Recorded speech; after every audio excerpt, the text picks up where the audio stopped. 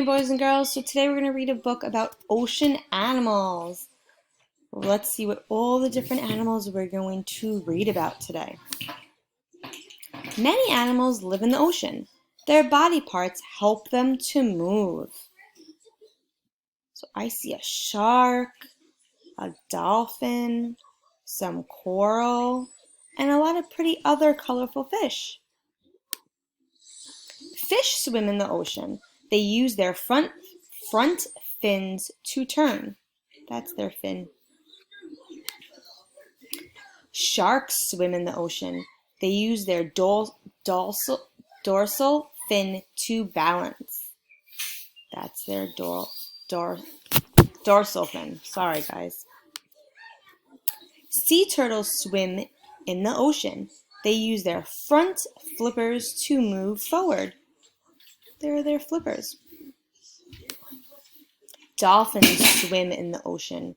They use their front flippers to turn and stop. They're their flippers. Whales swim in the ocean. They use their tails to jump into the air. Well, that's cool. Octopuses live in the ocean. They use their tentacles to crawl on the ocean floor. They're their tentacles. Penguins swim in the ocean. They flap their flippers to swim. They use their webbed feet to help them steer. See, this is the webbed feet, and this is their fin. And this is the picture glossary. So dorsal fin is a part of a fish that helps it swim, steer, and balance. A dorsal fin is a fin on the back of a fish that helps it balance.